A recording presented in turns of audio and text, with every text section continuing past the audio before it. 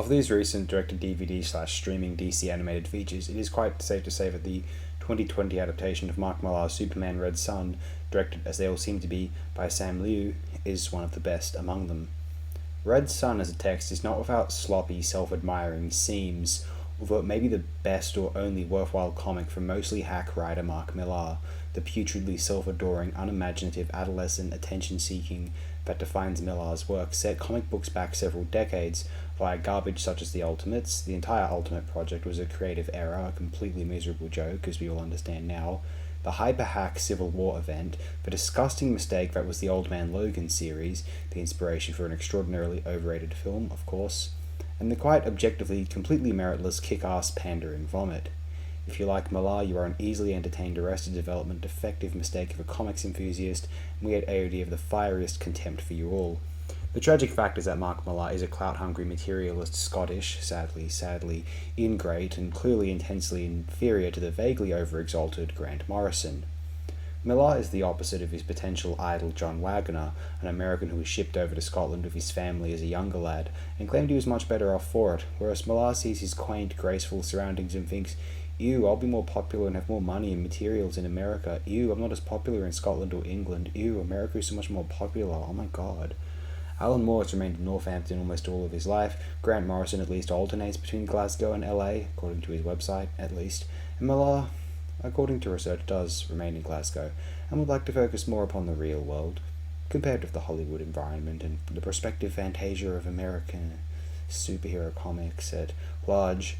This is rather baffling, considering Millar's idea of real is to entertain the most unimaginatively 90s Todd McFarlane Rob Liefeld approach to these superhero comics.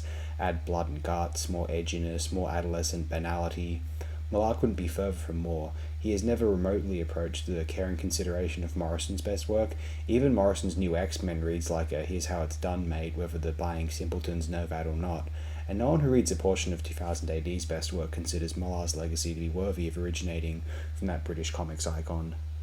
And so on to the film. It employs some positive changes, choices which improve the narrative at large, having Superman turn on his adopted father Stalin, compared with the fairly baffling uncritical worship he always has for the man in the comic source, excising the arrogant though fairly unexpected twist at the comic book's conclusion, and featuring a Superman with more agency and, oh, isn't this intriguing, more resemblance to his comic book counterpart, compared with the generally lazy blank slate Millar composed for him in Red Son.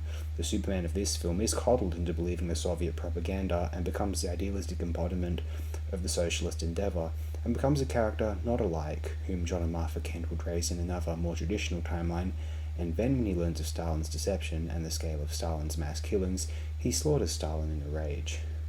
Now Superman can and does still fall prey to a descent into omnipotence, Stalinist depression, which appears now like a tragic inevitable irony and critique of Superman's pathos in general, American or Soviet, instead of a comparatively lazy, oh, he'd be a real dick if Stalin raised him, wouldn't he? And Batman would somehow rock up in the Soviet Union instead of his Krypton if Superman lands instead in the USSR, according to Millar's work.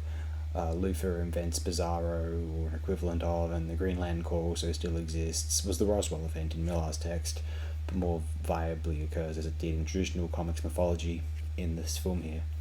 You have to wonder, why bother with this alternative what-if scenario if you were not just going to be asking one question, the central one to these texts, but several? Not only is Superman landing in the USSR instead, but a Batman forms within it, Stalin has an illegitimate son, which serves as the USSR's Pete Ross, Lois Lane marries Lex Luthor. Luthor's role as a hero when he is more allowed to be Superman's enemy by his government is the most fascinating scenario posed by Millar in his What If Superman Was a Soviet yarn. And some of Superman's villains were just created by Luthor, but not Brainiac. It's all very convenient, yet confusing really. I think we endorse this film adaptation more than the original text itself, although the original text is not without its merits, unique for Millar's writing, although its novelty does wear quite thin, and as an adolescent I was briefly totally taken with it. The more one thinks about it, and they do think about it because they so admire it, initially, it all falls apart fairly rapidly, unfortunately. Whilst we don't like Mark Millar much here on AOD, we do rather like this film of his superior work, but that's what we'll state here now. I would almost recommend viewing this before one reads the comic perhaps. If one likes this, check out the comic. I've spoiled some facets of it, but the surprise of those moments will wear very thin in the long run, so who the hell cares about those, seriously? Hey, once again, thanks again. Have the best possible day of your life thus far. Stay happy, be well.